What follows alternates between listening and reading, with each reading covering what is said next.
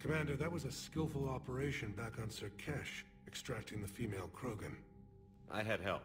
Mordin Solus knew what he was doing. Yes, Garrus mentioned the Doctor was on your mission through the Omega-4 relay. I'm surprised a Salarian cares about the Krogan. War is full of surprises. Rarely the good kind. I'm just happy this one played to our advantage. That's all. Of course, Commander.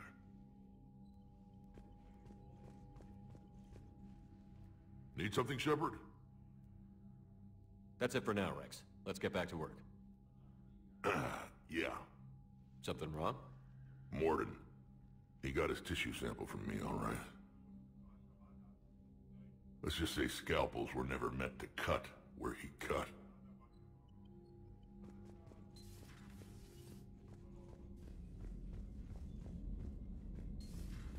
When this war is over, I hope we find every race that sat back while we bled and get some payback. Yeah, that's a great plan. Follow war with more war. Commander, Cerberus is attacking civilians on Benning. We've been asked to help evacuate the planet. You know, my lab studied the Rachni. Long-distance communication with no time lag, the ability to control workers, and at close range, the Queen can even speak through dead or dying members of other species. Glad they're on our side. If we can develop instant long-range communication without quantum entanglement, maybe when this war is over. Commander?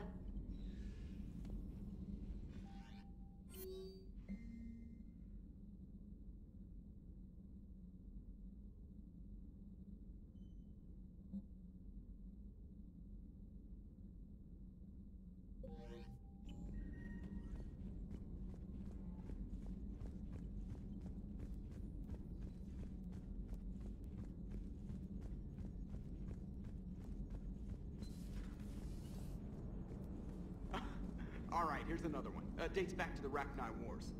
So, a Krogan and a Salarian have landed on a Rachni world for a top-secret mission. That is unlikely. Salarians rarely took part in raids on Rachni-occupied worlds directly. Missing the point? So the two guys are climbing up a hill going through this nasty green fog. And as they get near the top, they come out of the fog, and the Salarian sees thousands of Rachni. He looks over at the Krogan and says, "Oh, well, that makes me nervous!" The Krogan says, "You think that's scary? When this is over, I have to go back down through that fog by myself!" The implication being that the Salarian soldier would be dead. Yes. Thank you for killing the 2,000-year-old joke. That joke plays to racial stereotypes on both sides. The Krogan appears brutish and insensitive, while the Salarian appears weak. Stereotypes such as exemplified here led to the development and use of the genophage. Well, yeah. It's also one of the only jokes you'll hear both Salarians and Krogan telling. Comedy isn't really about being nice. Sometimes it's a way to air out the ugly things people think. How's Grunt? Our little tank baby's all grown up, huh? Apparently he'll be on his feet and killing again in no time. Well, he learned from the best, Commander. Every time he incinerates someone with a shotgun and does that little laugh, he'll think of you. Edie says it was Rachni down there? Yeah. I thought they were on our side after you saved the Queen on Novaria. It wasn't her fault. She got captured. She's with us now. Until the next time the Reapers sing a sour yellow note of whatever. Commander? Shepard, I had a question about human behavior. Why is it you never have questions about Asari behavior or Turian behavior? I tried asking Liara questions about the Asari bonding process. She said I do not guard the secrets of the Normandy's crew carefully enough for her to entrust me with such private information. The Asari word she used translates as blabbermouth. I think she has become a more private person since becoming the Shadow Broker. Yeah, tell me about it. Hello, Shepard.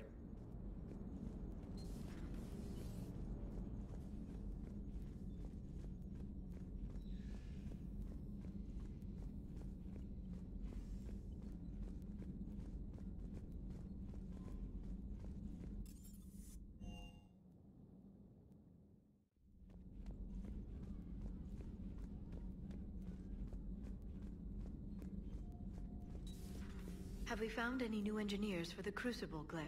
5 Sonax Industries scientists who attempted to reverse engineer Prothean technology stolen from planet Garvuk. They are technically still wanted by the Council for hiding Prothean technology. As well, Sonax is part in instigating an illegal war on Garvuk. I'm sure the Council will forgive that for helping with the Crucible. Extend those scientists amnesty, and an invitation. Right away.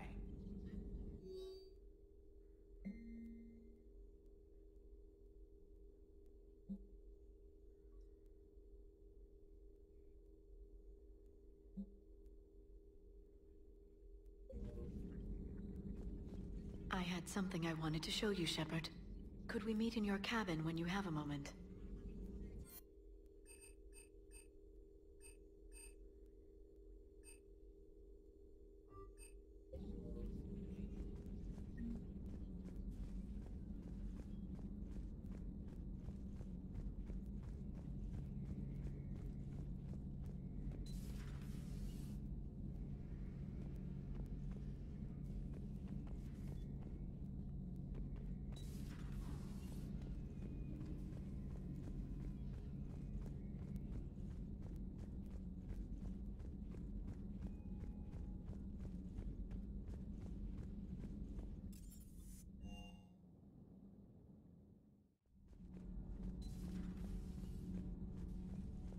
You're saying they survived into this cycle? Yes. We called them Collectors. They fought for the Reapers. For a long time, no one knew they were Prothean. And when did you realize? Shepard had no choice but to kill the ones he encountered. They were all indoctrinated, and had been for a long time.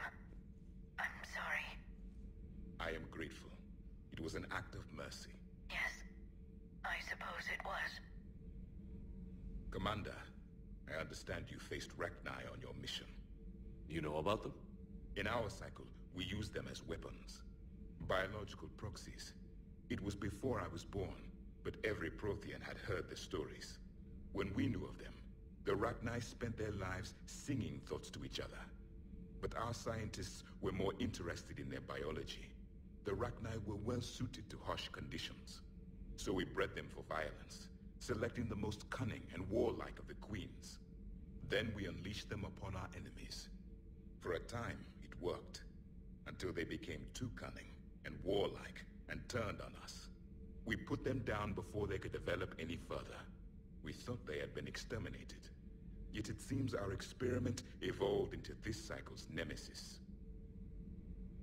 There was no such thing as trusting the Rachni in our cycle. They were animals. But if they will fight the Reapers now, so be it. Rachni proved the universe favors the strong. Our cycle tried to exterminate them, then yours, and they still survived. I would prefer to be alone.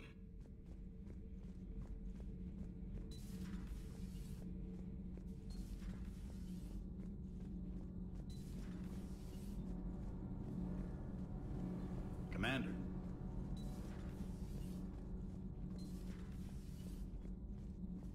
So, the Rachni, that must get your mouth watering. Can't do a story. That's as classified as it gets. I suppose it would cause a panic, but wouldn't the news drive up recruiting? It might also piss off a Krogan with diplomatic immunity. No thanks. Commander.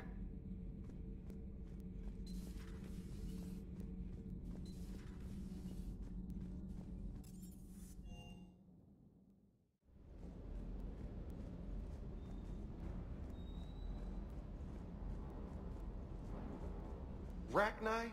Of all the things that... It's like you got the opposite of a horseshoe up your ass. Grunt is crazier than you, and that's saying something. You're better looking, at least. Hey.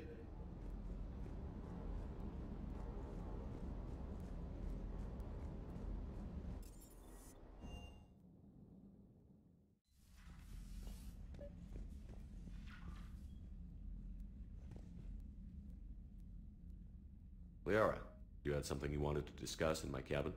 Yes, I'll be right up.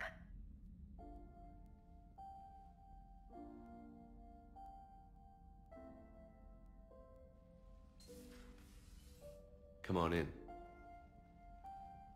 Thank you. Could we sit? I've been thinking about the knowledge we gathered on the Reapers, and how easily it could be lost again. So, I put a plan in motion to preserve things for the future.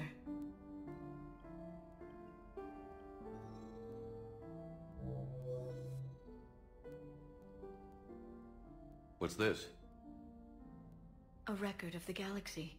Information on the Reapers, relays, different cultures, and blueprints of the Crucible. But there's one entry I wanted your opinion on. Which one? Your own.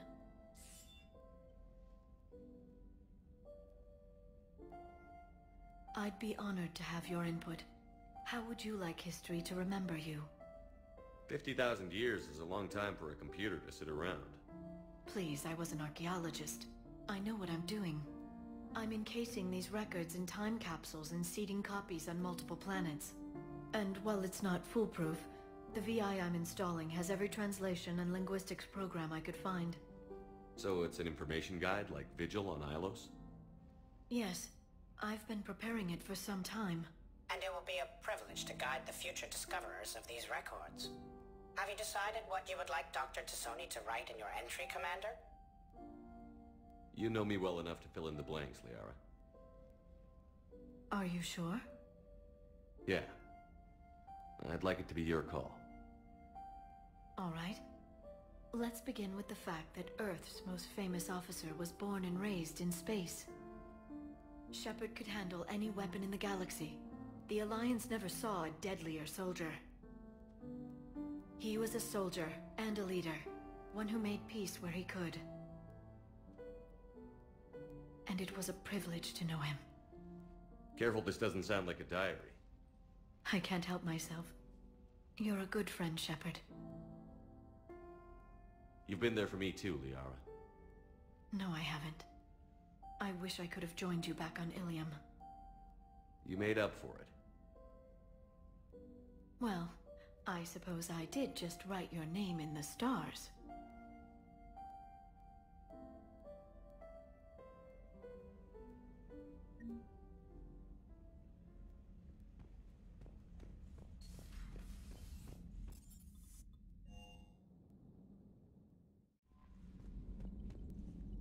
Commander?